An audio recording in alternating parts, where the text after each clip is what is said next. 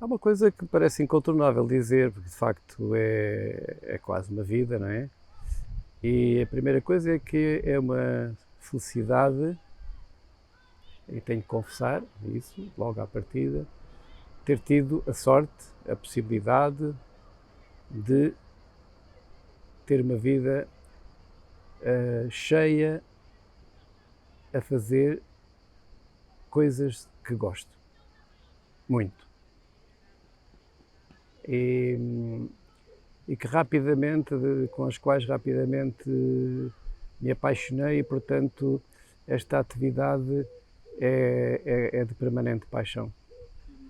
Eu penso que isso era assim o balanço, de uma forma genérica, que eu podia fazer em relação a 50 anos, para não contar coisas lá mais recuadas da adolescência, e que são muito diversas, muito se expandiram para campos de concêntricos com a gênese, portanto com a cenografia e com o teatral, com o teatro,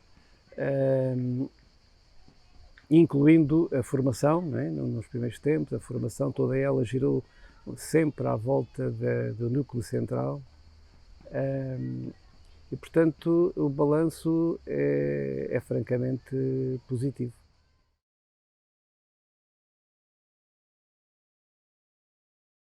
Não sei, vamos ver, essas são perguntas que eu gostava mais que fossem feitas a quem se dedica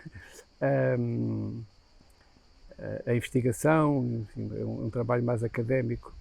Mas, na realidade, eu também próprio tive que fazer um bocadinho esse exercício quando tive que fazer o doutoramento, e onde me debrucei um bocadinho sobre algumas obras, sobre os processos criativos, sobre como é que funciona esta coisa da invenção da cenografia, né? Das atmosferas, dos objetos cenográficos e dos espaços, sobretudo dos espaços para a cenografia. E há um que me parece que devo só, talvez até mais esse do que qualquer outra coisa,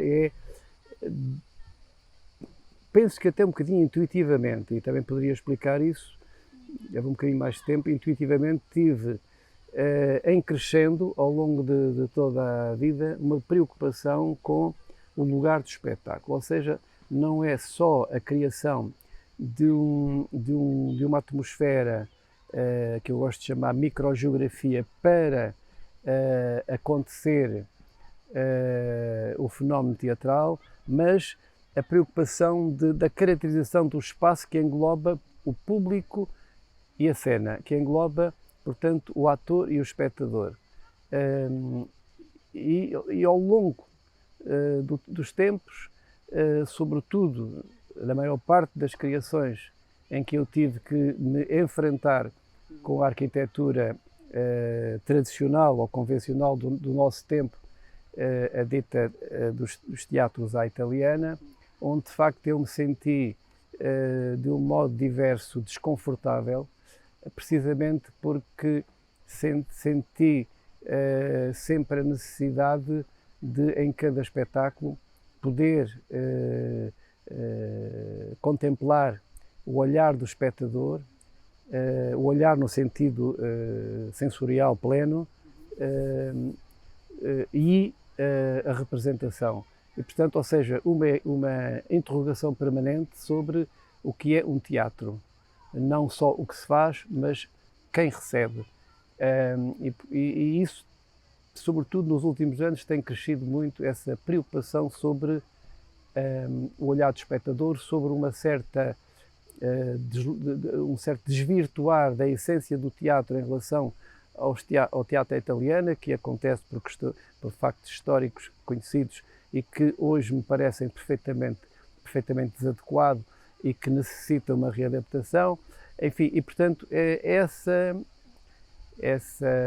preocupação que eu já tive a oportunidade de sistematizar e publicar e espero poder continuar a desenvolver, é uma das linhas que me parece que possa eventualmente ser sublinhada do meu trabalho.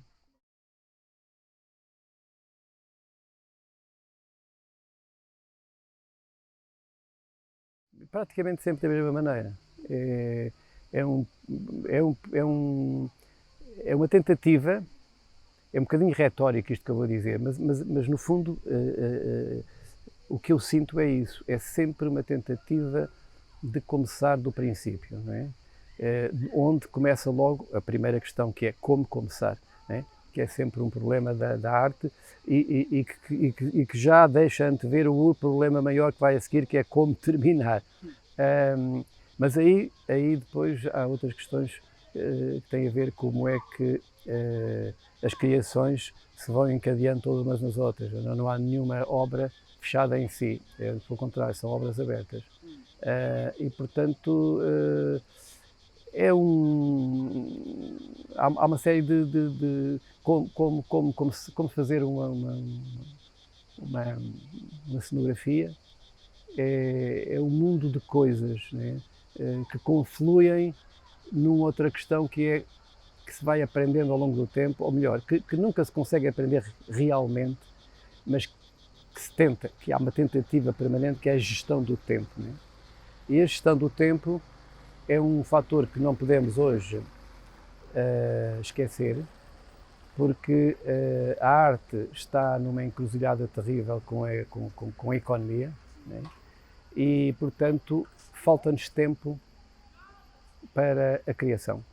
A criação tem uma necessidade absoluta de tempo de exploração, de liberdade, de divagação, é um tempo laboratorial, é um tempo de solidão, é um tempo a sós, que está a escassear.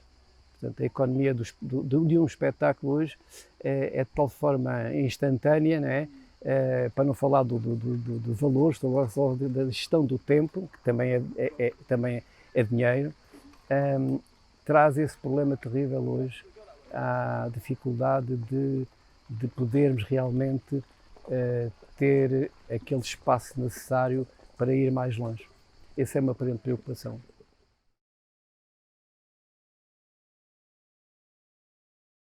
Não sei responder.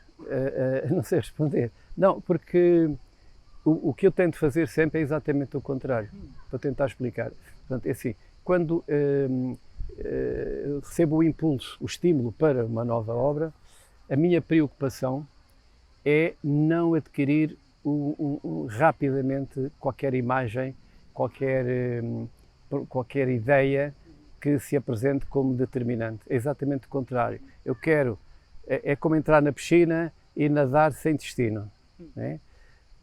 Claro, aqui entra a outra questão que estava um pouco a falar, a gestão do tempo. É certo que isso tem um tempo, mas esse tempo que eu quero para mim, quero preservá-lo na sua liberdade total. E, portanto, é a busca de referências, é conversas, é ver coisas, é desenhar, pintar, sempre com esta preocupação de não ter pressa de me fixar em algo definitivo.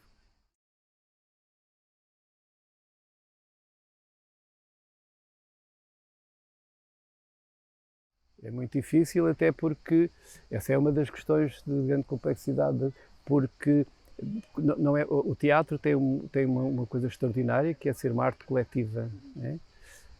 E, portanto, esses dois índices, não é? Têm que corresponder aos anseios e criações dos demais, não é? E, portanto, e por isso eu gosto muito de dizer que o teatro é também uma escola de democracia, né? Aprendemos a todos contribuir, mas a todos respeitar o trabalho de todos, né? Coordenado normalmente por alguém que é o diretor ou o encenador, né? Que coordena estas aproximações ou contribuições que cada um dá para uma unidade possível que será o espetáculo final.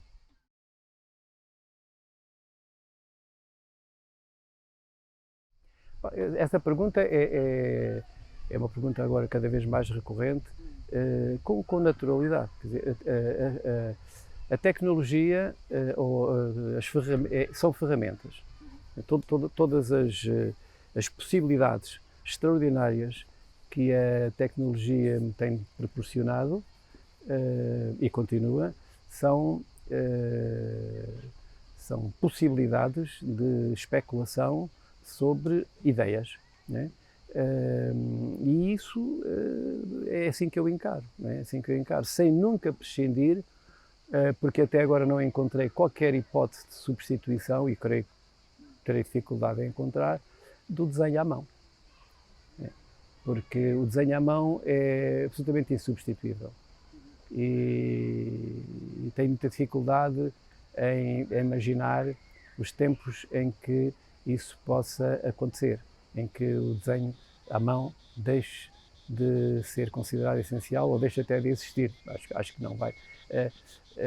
E, portanto, esta capacidade, enquanto a humanidade for como tal, não é? Esta capacidade de, através do gesto manual, ser capaz de imprimir fragmentos de ideias, fragmentos do sonho, acho que essa é a ferramenta número 1, é a ferramenta imprescindível. Todas as outras dão inúmeras possibilidades, permitem-nos, por vezes, abrir caminhos, fazer demonstrações ou efeitos em espetáculo, tudo e mais alguma coisa, mas são ferramentas.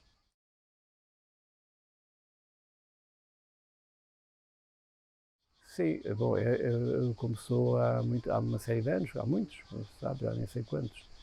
Eu comecei a colaborar com a Companhia de Teatro de Almada nos anos 80 e depois a partir daí foi sempre de uma forma às vezes intermitente, outras vezes mais permanente, não só nos espetáculos, nas produções, como depois mais, sei lá, os últimos 7 ou 10 anos nos festivais. E é um momento que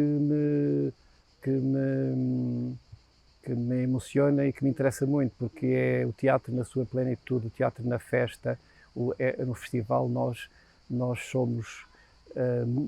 mergulhamos nessa questão que eu falava há pouco, que é a participação do público, não é?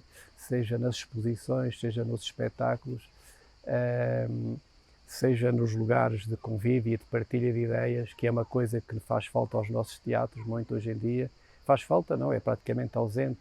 Os lugares, os espaços que o público gostaria de ter para partilhar as suas emoções, seja no final, ou as suas impressões, seja no princípio, enfim. E no Festival da Almada há essa plenitude, é reconhecido por toda a gente essa face extraordinária que é a participação do público, né? Que a Almada é extraordinário. E, portanto, também tenho tido a possibilidade de fazer exposições temáticas e instalações dedicadas a uma série de nomes, enfim, que fazem já a história do teatro em Portugal das últimas décadas, e isso tem sido também interessante porque é um outro caminho da cenografia que mergulha na museologia, a cenografia de exposições, que é um tema que eu também tenho abordado há muitos anos, que seja nos festivais, seja em museus ou em galerias, portanto, a cenografia de exposições. Professor, eu tentei sempre fazer uma coisa que era, mais do que ensinar, é proporcionar, né? Por vezes não é muito bem compreendido, mas na verdade é assim, em arte há coisas que são muito difíceis de explicar. Há tempos fiz uma conferência sobre isso em relação à arquitetura. Ensinar a fazer uma casa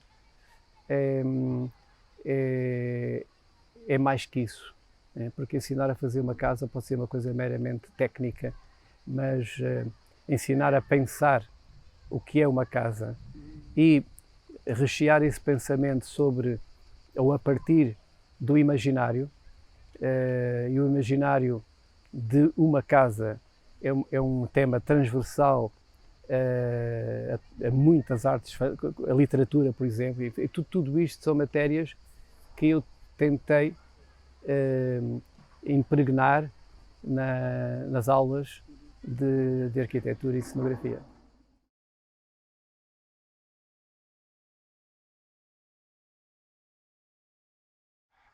Bom, muitos, seguramente, muitos, sei lá, nomes que me perseguem,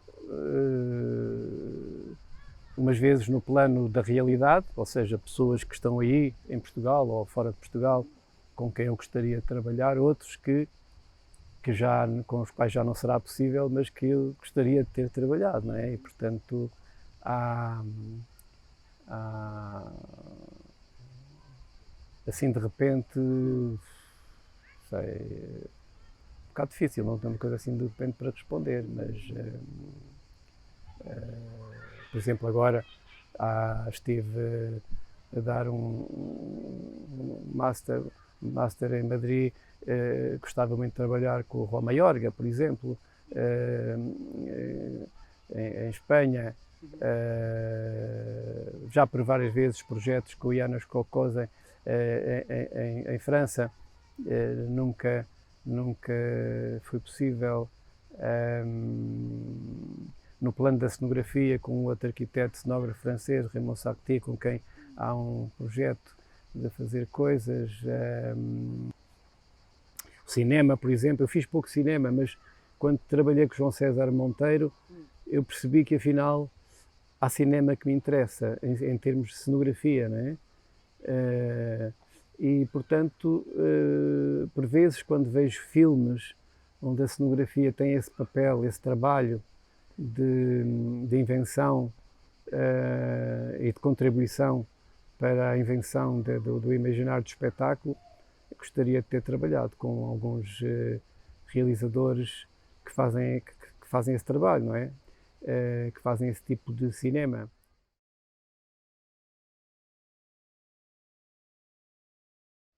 Bom, o teatro feito em Portugal é um teatro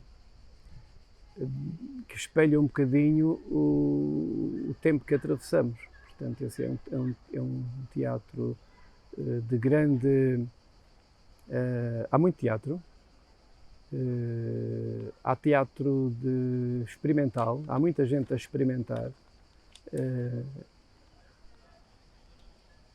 que é próprio de tempos em revolução. Nós vivemos um tempo em transformação, sentimos todos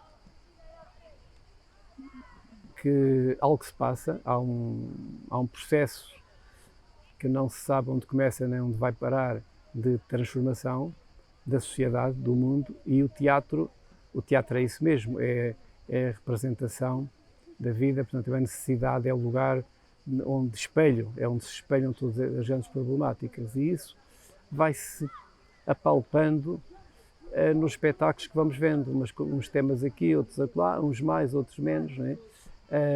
Por vezes alguns estão um bocadinho mais aliados disso e estão mais interessados no puro entretenimento, que é também uma das facetas do teatro, sempre foi, não é? E portanto, e continuará a ser, e é nessa diversidade, nessa pluralidade que o teatro sempre se demonstra ou se apresenta. E portanto, aquilo que eu sinto é um bocadinho isso, uma carência que aí é um problema complexo, o teatro é o problema dos espaços, há falta de espaços, de todo o tipo de espaços, e há também o que é curioso, e isso é um balanço também sou obrigado a fazer ao fim de tantos anos, há 30 anos atrás a maior parte dos teatros, e não seriam assim tantos teatros e cineteatros, estavam fechados. Hoje, como se sabe, temos uma rede, não gosto muito da palavra, mas nós temos de facto uma quantidade enorme de espaços teatrais espalhados pelo país, mas paradoxalmente temos cada vez menos espaços para quem fabrica os espetáculos, usar espaços para fazer espetáculos. E, portanto, há aqui um problema que, a meu ver, era bom ser equacionado e ser resolvido, porque o entretenimento também tem aumentado significativamente e ocupando os espaços com entretenimento ficamos com uma rarefação de lugares para fabricar espetáculos. José Manuel Castanheira, muito obrigado. Nada, um prazer.